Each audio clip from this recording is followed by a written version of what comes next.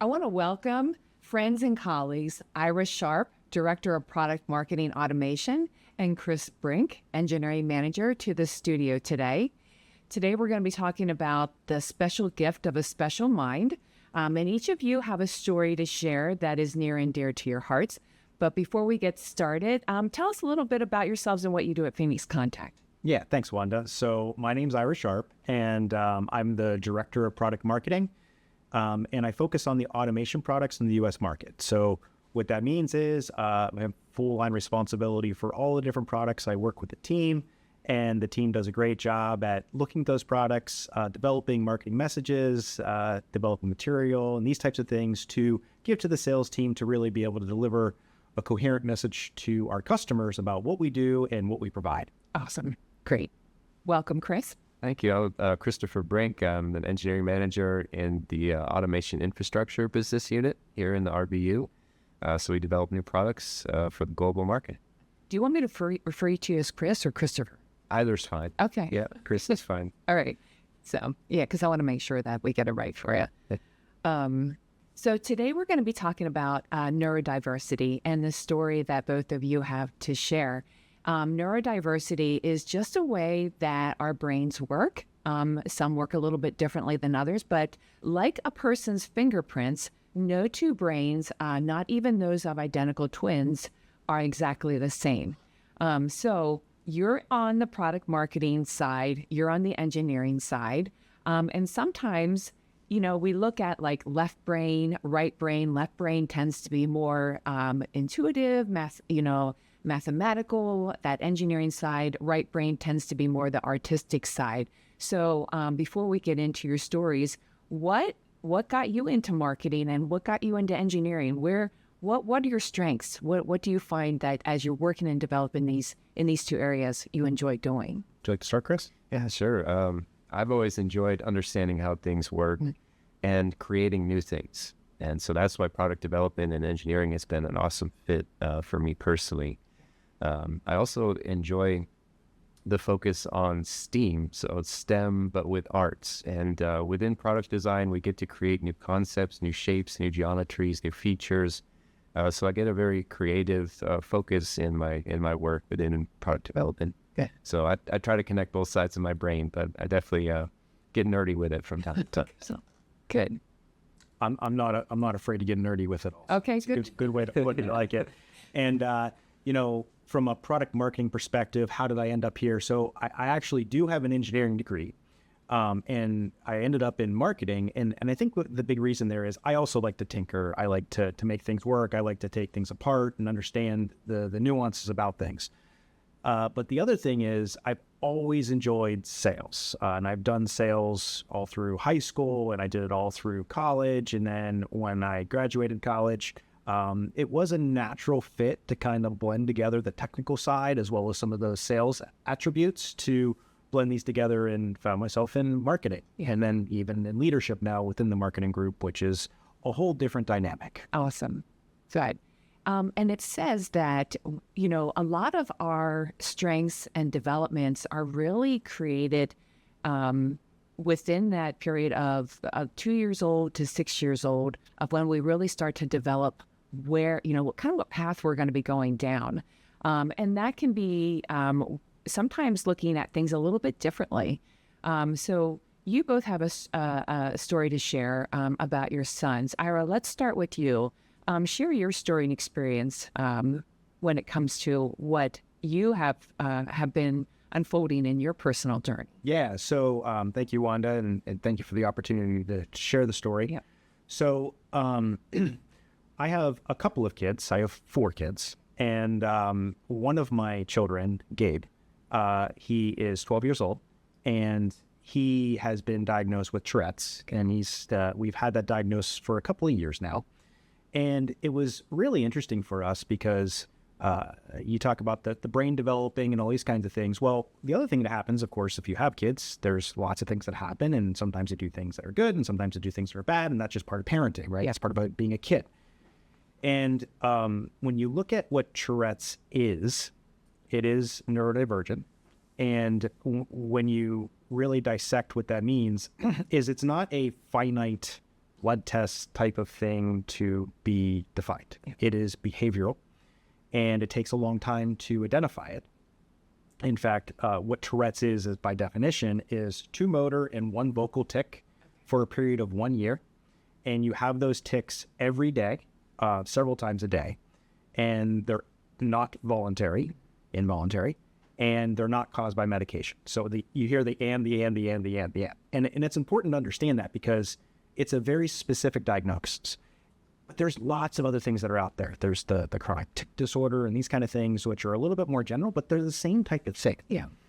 And the story with Gabe is that I can go long or short with this, but the thing that was interesting for me, particularly as a parent in working with Gabe, is because of the tics, you could see them a little bit, and we started to see them from time to time, and then we went to go get it checked out. And of course, it's like, okay, well, it's actually not uncommon to have tics as a particularly young boy. It happens. But as they happen more and more, and you combine the different pieces together, it becomes a disorder of sorts. That in itself is actually not the major challenge. That is nothing you can get rid of. You live with it forever. You learn to deal with it. Lots of people have these types of things, and we can get into that if you'd like. But the things that come along with Tourette's, because of the neurodivergency, it is very common for kids that have Tourette's and other tic disorders to have things like ADHD, or to have anxiety, or have explosive defiance disorder, and these kinds of things. And if I'm honest, those were the biggest challenges. Okay. Having a child that made sounds periodically and made some movements periodically, it's okay. But having my child kick me in the knee, or yell at me and be be completely unconsolable at times, and knowing there's nothing you can do about it, it makes you feel defeated as a parent. Okay. But knowing full well, and you're trying to parent, you're trying to do these things, you're trying to fix the situation, particularly if you're an engineer and you're trying to fix the situation, and there's nothing to fix. Yeah. Because it just is. Yeah.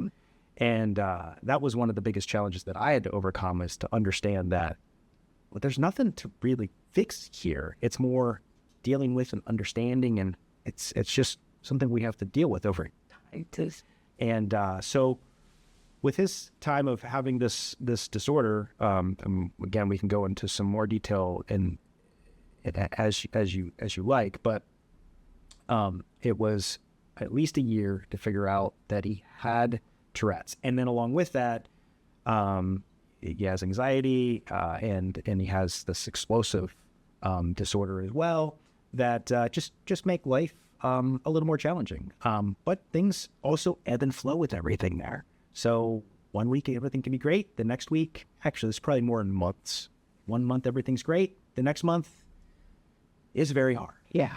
And there's broken stuff around the house and everything else. So, well, I want to come back to the parenting piece in a little bit, but I want to tap into what you said about understanding. And I think this is really important. We're living in a very exciting, pivotal time where really these type of conditions, I'll use that word, surrounding neurodiversity, such as ADHD and Tourette's and Down syndrome and those type of things, anxiety, those, they weren't talked about. They are very recent. It was only in the late 80s. I think there were studies that were being done in the 60s, but really in the late 80s is when it began to come out. And there was a deeper focus on saying, okay, yes, there is something else happening here with this individual, but it's not who they are. And it's really tapping into what needs to happen, or it's taking that different focus, that different mindset, and saying, okay, this person doesn't necessarily learn like other people learn, or look at things like other people look at. They look at things differently. And even dyslexia, dyslexia is the brain looking at words differently than what you and I might look at. But really, they have a very creative, artistic mind where they can actually look at graphs and pictures differently than what I would be able to do that. So that's why we really want to focus and bring out that understanding and bring out and talk about how special that these individuals are coming up. And what we had talked about a little bit earlier was we are finding that those of us who, were born before a lot of this came out, they are now starting to realize, like, okay, I'm an adult now. I'm in my 50s or 60s, and I may have a little bit of a Tourette syndrome or ADHD, and now I have the tools and resources to continue to make my journey, even more successful. So that's why we really wanted to tap into that. It's not the person, it's not your son, he just has a condition and something that has to be looked at differently. So, and the same thing with your son, Chris. Talk a little bit about your journey. Yeah, I'd be happy to. Thank you, Wanda. Yeah. So my son, we have 3 children, my wife and I, and our youngest son, Silas, he's 9 years old now. And so he was born with a genetic condition, commonly known as Down syndrome. And he is an incredible little human being. And so we learned about his diagnosis before he was born. The first sign that we detected or the doctors found was a genetic heart condition for him. And so with that, they did some additional genetic screening and found that he has 3 copies of the 21st chromosome, which is what causes a condition known as Down syndrome. So it affects almost every system in the body, both biologically, and then is often connected with behavioral disorders such as ADHD or a lowered ability to learn and general impairment of his learning functions. And so we've experienced all of those within his life. He needed open heart surgery at 4 months old, and it was a tremendously hard thing to watch. I think he was the strongest one out of us going through that experience, seeing him in a bed, with his chest recently cut open and connected up to tubes, and he still had a smile on his face, and just he helped pull us all through it. So it was a pretty amazing experience. What incredible resilience. Yeah. For a 4-month-old, helping you through the process of what he is going through. It was a very unexpected result out of that experience. We thought we would, have to be strong for him, and my wife and I were a mess. Oh. He was such a champ and recovered so well. His heart's doing great. He's very strong, and now he's playing soccer, running around, swimming, doing all the things any kid should do. So he's it says a lot about him, and that's been a typical experience throughout his life. His resilience, his joy, his passion to be alive has helped pull us through hard moments as a family. Yeah. And I think that with these conditions or neurodivergence, I think that each individual has their challenges, but then they also have some spark that they bring that if you look for it, you'll see it, and it can change how you view that person or what value they have, and maybe gives them a moment to shine. And I think there's a lot of areas that my son has challenges with, and there are some that he really shines. And so it's been an incredible experience to see that come out in him, affect the people around. And how do you work through those challenges with him? Is it strength building, or what are maybe some techniques that you could share through those challenges? I think for us with a child with Down syndrome, it takes a large team to really be successful. Kind of like anything that we do here, developing products or selling, takes a large team. And so we've experienced that. I think one of the great things that our society has changed since the 80s or the 60s is that there are services available for families and for individuals dealing with this type of condition. So Silas received from an early age early intervention therapies, and so from I think 2 months old, he's been receiving services for speech therapy, occupational therapy, physical therapy, different learning supports. So been incredible to see this team that's available through our social services to support him and help him develop along the way. Yeah. And also including him in as many normal activities as we can has been a focus for us and this therapy team.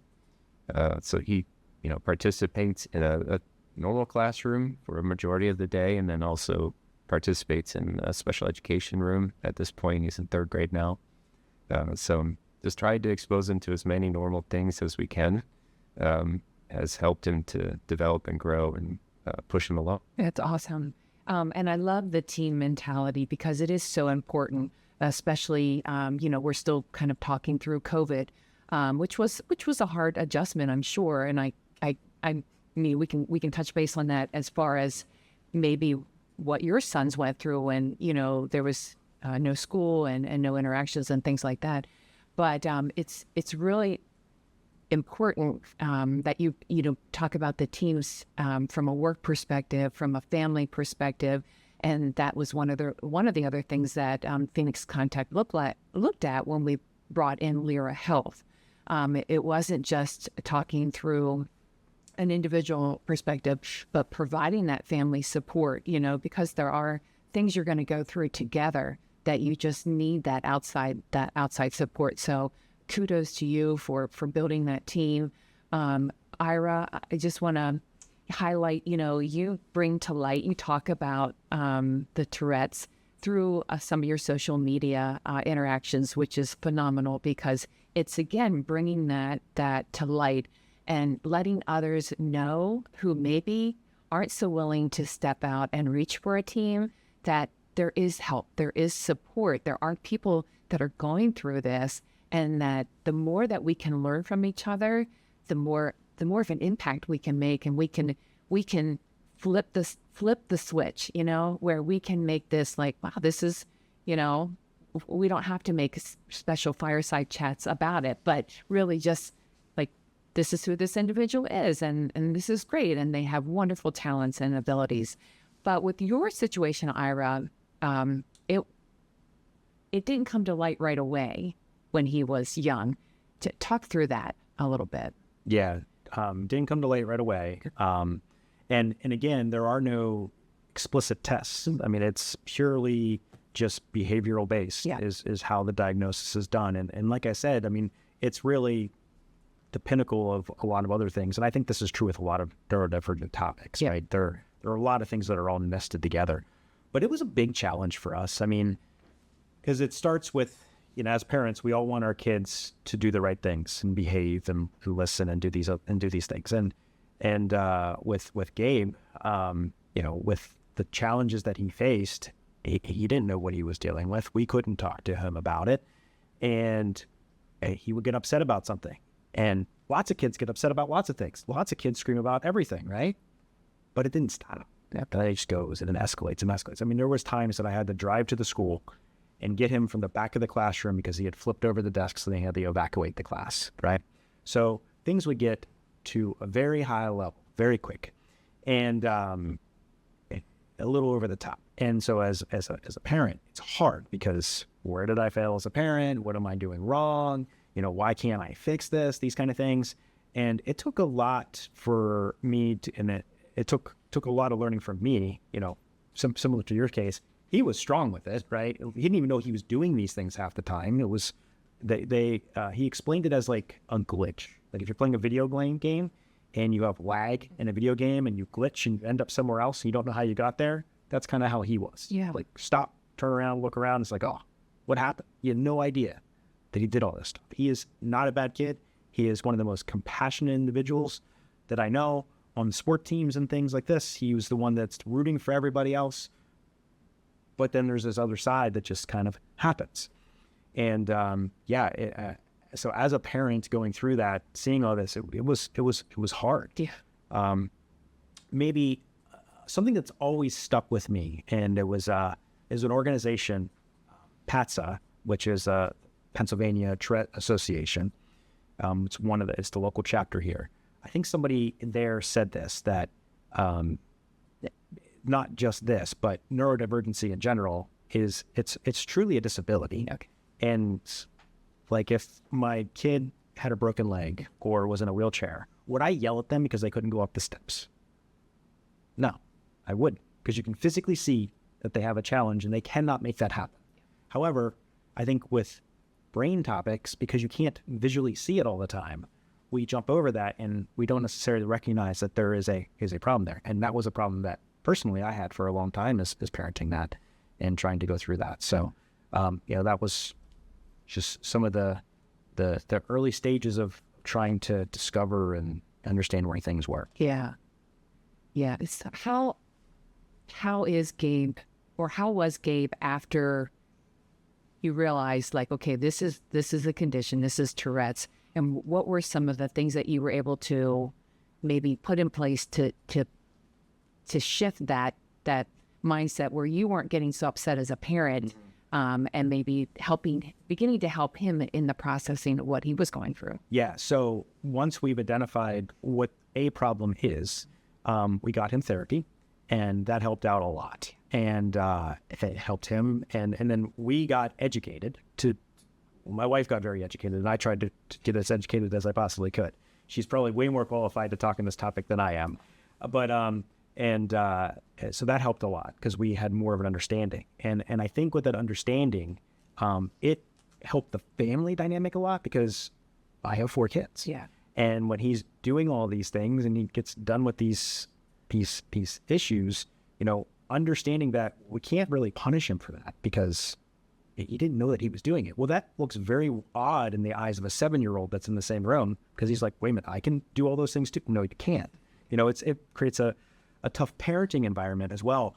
But with him, getting him this help and then treating his ADHD and some other things to come along with it, that helped immensely. So he is a completely different person today than he was then. Yeah. And a lot of it's attributed to him being more comfortable with things, evolving, understanding there are challenges that he just needs to overcome and probably will have to overcome forever. But they are things that we can overcome.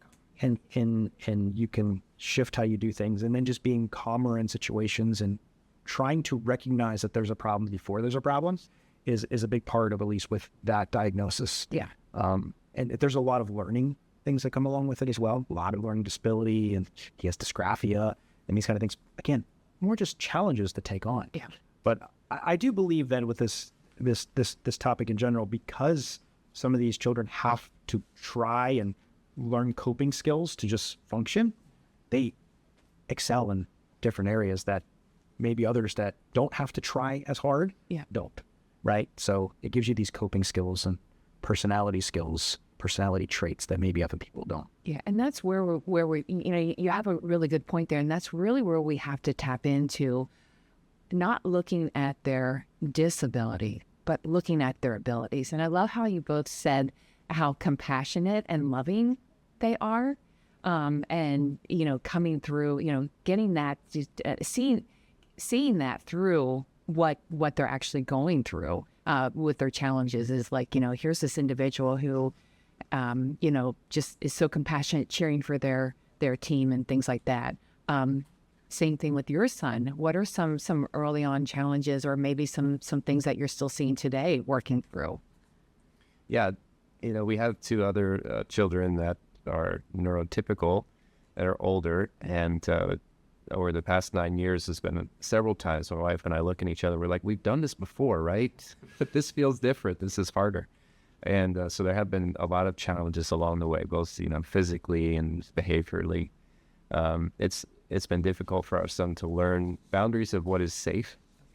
And he has a tendency to what they call elope, which is essentially run away. And he's really fast. He's physically very strong and very fast. So it's challenging to take him places and try to keep an environment safe for him. Yeah. And so there's been, many challenges along the way in raising him. And yet there have been so many things that are typical of raising a child, and seeing the joy when they learn something new. As you develop more slowly, you have a chance to see each incremental step that sometimes you miss as a child's growing. So we've been able to cheer them along with those small victories along the way. And what are some of his strengths that you're starting to see in him that where you as parents might be thinking, oh, he's going to be a lawyer, he's going to be a doctor. What are some things that he is starting to show as far as his strengths? Yes, Silas is, we call him Silas the Strong. He's physically very strong. So he's a lot of fun and very vigorous and loves sports and being outside and playing. So it's been fun to watch him do that. Some of his strengths are really, moments that we tend to miss in our busy lives as we're going along. He has an ability to stop and catch these moments and catch connections with people that sometimes we would skip over. So if we're out somewhere, he just kind of spots in, focuses in on someone and makes a connection with them and gets them to smile. And it's caused us to learn to slow down and take notice of these special moments in time. Do we see a future politician? Potentially. Yes, I love it. Certainly a people person. Yes. I'll vote for Silas. Yeah, I will too. Yeah, that'll be great. So, what can society as a whole and even organizations do better to support individuals as they're growing up through the process? I know when we were talking about this a few weeks ago, Ira, you had mentioned about, if someone is out in public with a young child and they seem very upset or they're crying, as society tends to think like, oh, why can't they quiet that down? So what are some things that we could be doing differently to support individuals? Yeah, I mean, so as individuals supporting, like just people.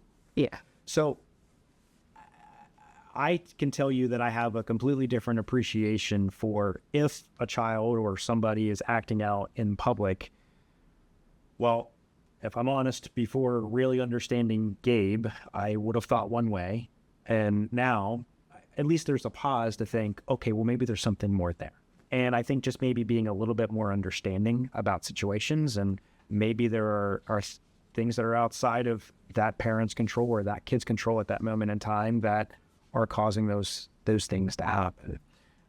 So because I again, a lot of these things are just, they're not necessarily 100% visible like a broken leg is, right? So you don't necessarily understand that there's a challenge there. So I think as society it's not just being okay with everything. There is boundaries, but understanding that there is sometimes more to the story and being open to that. How are they getting the support in school? They're both school age. School is now back in session.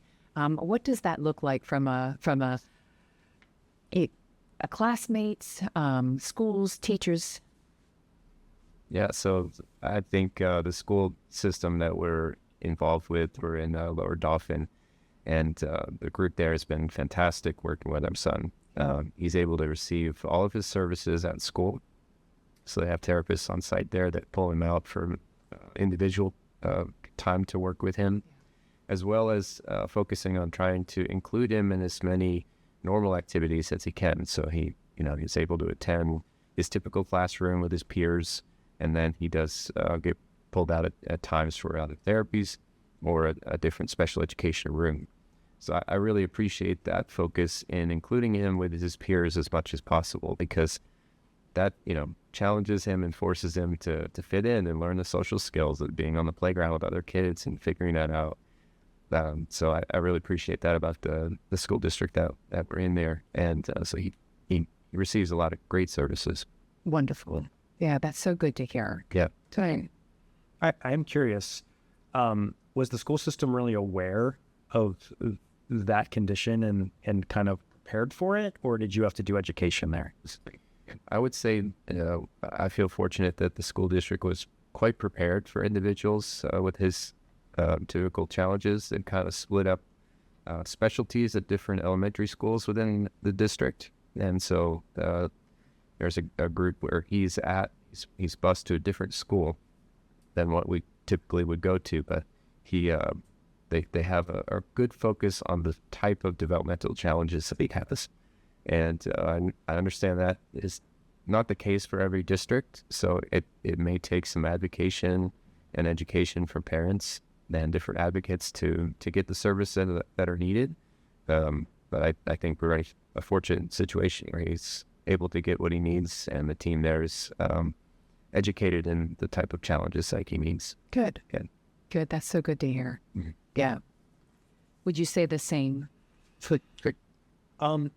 So in our school, I think they're doing a very good job at dealing with things. I mean, it's really been amazing. The reason I asked the question is because with Tourette's in particular, we actually do a lot of education. My wife does a lot more education with the school and the teachers, just because they're not that aware.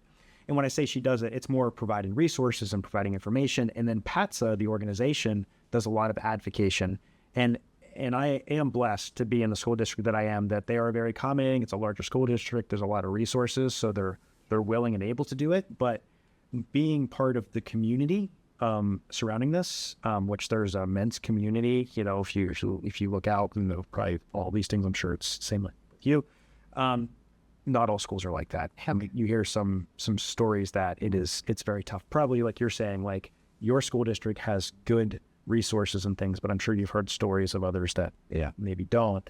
And I feel for these parents that don't have a school district that is really accommodating to situations. But there is an IEP, a 504 to make sure that he is getting the help that he needs. Now, I will say with Gabe, he's 12 and he just entered middle school.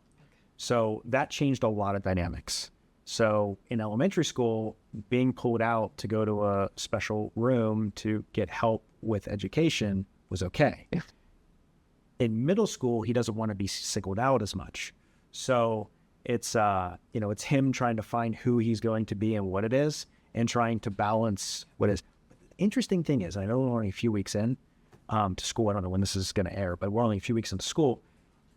I have never seen him work so hard in my entire life on schoolwork. And the big reason it is I firmly believe it's because he doesn't want to use some of these special resources that he has. He wants to prove that he can do it on his own. Hopefully we can maintain this because he's putting in a lot of hours. Yeah. And he's really pushing harder than I've ever seen him. So it's pretty cool. Yeah. But it is interesting. And, seeing that dynamic change of elementary school to middle school and being in this bigger school and everything else. So. Yeah. And I think to your point, I want to have you both share, what are some encouragement for people watching that maybe are starting to realize that maybe their children or a loved one is like, okay, maybe there is something a little bit more to this. What advice you would give to them? But it brings me to mind a friend of mine, her daughter years ago was really struggling through school, and her grades were not good. Great kid all around. The school didn't seem to have anything to help with. No judgment there. But she kept looking and looking and looking, and she finally found this test, which was actually over in England. So she worked with this organization. They provided this test, sent everything over to her, and through that test, she discovered that her daughter had a form of dyslexia, not the reading kind, but and then they provided her with a list of things that she could share with the school. So it was a matter of making sure she was sitting up front and not in the back, so that her attention was on the information and not on everybody else in the class. It was colorizing her folders. So, math was a red folder, science was a blue folder. And so it would highlight what her studies were. She went from struggling to being a straight A student. Now, hers wasn't a reading, but there was a form there. And had she not really just kept looking and looking and looking and tapping into some resources out there, her daughter would have continued to struggle through high school. So what are some advice, or what is a key advice that maybe you could give somebody out there that is, maybe my school doesn't have that option. What else, where else can I go? I think it's like with any challenge, you have to examine the problem and start to, investigate what's out there. Yeah. I will say that within the child education area, there are resources at the state level or county level. Yeah. And so the intermediate unit has been really great to work with in this area. And every time we've reached out to an advocate, they've been able to kind of steer us on the right course. And we have had to explore some additional testing, received some additional diagnosis for our son, and it's helped to shape his IEP and his learning plan and how we addressed the challenges that he's facing that we're seeing. So it's a fluid and active situation as parenting, and you're always seeing what's going on, trying to adjust and do the best you can to support each other. Good for you. So from my standpoint, I agree. There are resources. You need to use those resources. Overall, our school has done a really good job at supporting us. I will say that I think it is hard on the parents, especially if you have the IEP, to make sure that it's being followed up on in the schools.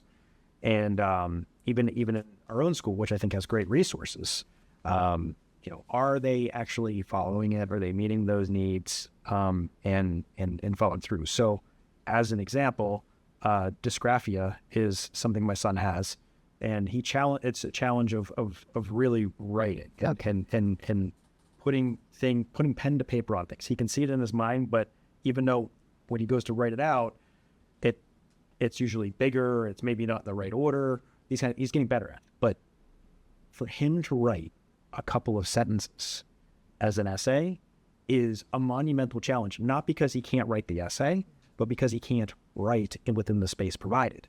So what is the task from the school? If this task from the school is to write the essay, why can't he type? Well, if the assignment is to write, well, he needs to have the IEP that says he can type, and it has to be able to be followed up on.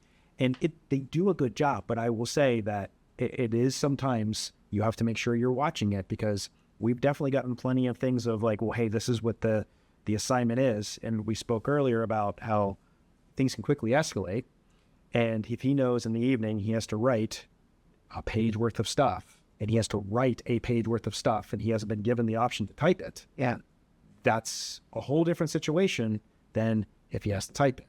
So then it becomes a conversation with the school, with the teacher, to make sure that they're okay with what the IEP says and that we're enforcing it. I can tell you that we haven't really had any problems other than advocating for that from time to time, reminding, which is fine. I mean, they have a lot of students, and I'm not saying they're doing a bad job. They have a ton of students. There's a ton that they have to do. It's just there is, I think, an advocation piece that comes along with this. Yeah. And that's where the parenting comes into play, where you're taking that initiative, as you said, to learn about this and to really dive in and help. And I think sometimes as parents or godparents or aunts, uncles, grandparents, we just want everything to work out for the kids. But sometimes it takes that little bit of extra effort to say, okay, well, you're doing good. Take your time with it. And you just have to look at things differently. I certainly have some nieces and nephews that are also going through the ADHD process and things like that. So, as an aunt, I can come in and be very compassionate and understanding, like, okay, I get it, and just take your time. And my one nephew, a couple years ago, very, very much sensory. You could not touch him. He did not want to touch certain things. The other week, we were at the beach together, and he came over and he was leaning on me, and it was hard not to cry, because it was like, and I said, sorry. I mean, it was hard not to cry because it was like, he's come such a long way. So good, So it's really neat to see how they're conquering their own challenges, and I'm sure you feel that and see that as well. Yeah, absolutely. I think, as I started, it's really exciting to see where we're coming at again throughout this time. I just want to read here, especially in the workplace, because that's probably going to be a topic coming up in the next couple of years of, what do you want to do and where do you want to go and that type of thing. And the workplace is beginning to see that neurodiversity come into the workplace and really pivoting on how we look at interviewing individuals differently. Some people can sit down and talk one-to-one. Others struggle with that. And I think it's really starting to be realized out there. But in 2017, the magazine Harvard Business Review published Neurodiversity as a Competitive Advantage. The article details the benefits of hiring people who are neurodivergent and why more businesses are doing so. In that article, it was noted that several major national and international corporations have hiring processes that can accommodate people who are neurodivergent. So I think that's another thing that for those individuals out there who are getting ready to go to college or go into the workplace, don't hesitate to say, could we do this interview via a phone call, via a Zoom call? Is it okay if I ask a couple of questions?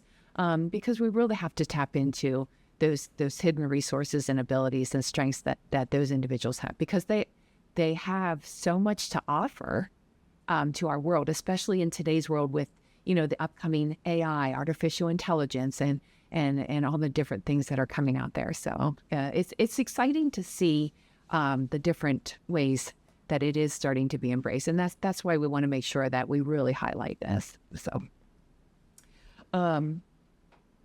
So what are your hopes and dreams for not only your sons, but for the next generation of individuals that are coming out of these conditions, or going through these conditions, I should say?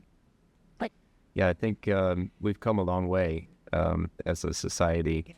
Individuals with Down syndrome, even a generation or two ago, were sent to a home and not really given a chance. Life expectancy was in the low 20 years. Based on a number of factors, often these heart conditions that children are born with were not addressed. And so I've come to appreciate how far we've come as a society to give individuals like my son an opportunity to live and to thrive and to learn everything that they can. And I'm hopeful that continues throughout his life, that he has opportunities to work and to become more independent and to thrive as an individual. And I see that, as you were discussing, within the workplace, being really important for our future. I think of individuals on the spectrum of autism. There's often, this social barrier there, but there's often a high intelligence level and ability to do jobs that even neurotypical individuals might not be able to do so well. So there's some real gems there that I think we should not overlook as a company and as a society. And I think about us both leading teams. I want to be a leader that allows for those neurodivergencies if they exist, and to make space to maybe adjust work schedule or approach a certain topic in a different way that empowers that person to thrive and to succeed and to do the job well. And so I think that's important for us to focus on in the future. And so my hopes and dreams for Gabe, sky's the limit, right? Whatever he wants to do, I want him to strive for it, I want him to push for it. And I think a lot of things are possible. It's just a question of how can you overcome the challenges that you have, because that's what they are. They're challenges, and challenges in a lot of cases can be overcome by tools and these kinds of things. Now, with that, I think as a society, similar to you said, I think that this is just new personas that we need to bring into our teams, because just like there's strong research to having a diverse team to get positive outcomes and really untap different ways of looking at a problem or a product or a path to market or whatever you're having different types of people from different walks of life give you perspective that you otherwise wouldn't have. This is just one more thing, right? So the more that you can advocate and accommodate these types of neurodivergence within the team, it can give you entirely new outlooks on how we're approaching things. Yeah, truly something that none of us would have even thought of, because we're not living with things day to day in the way that they are. That's why the diverse team concept exists. Because as much as you do try to branch out, and I think some people are stronger at that than others, until you've walked in those shoes, it's just something you can't consider. And Gabe has big aspirations. They go from being a Major League Baseball player to being a marine biologist, right? They're all over the place still. So we'll see where it lands. Wonderful. We'll see where it lands. But right now he's digging in and pushing forward, learning how to cope. And that's why, like, I want him to use his resources, and he is. But at the same time, seeing him try to really push forward is great, because he's learning to use different tools in a positive way to help him get through. It's good.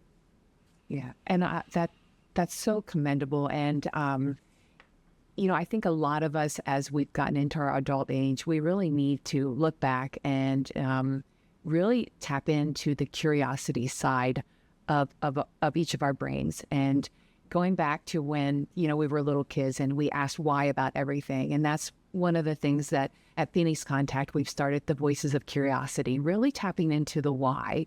And so for individuals out there that may, have a loved one or a young child that is going through these things, just begin to ask why. Why is this not working out? Why is this looking this way? Why is this going this way? And that's one of the things that we do here with our products. We ask, okay, why is this, happening this way? Or why does this product work this way? Or, why can't we, get it to do this, this, and this? And it's really tapping into that curiosity and focusing in on not giving up. And eventually you'll come to a resource or something that's really going to help you through the process. So it's really, really neat. And just want to encourage everybody out there. So thank you, Ira and Chris, for sharing your story today. And we wish both you and your families just a great journey. You've got some incredible times ahead of you, and we're looking forward to seeing where all of that leads.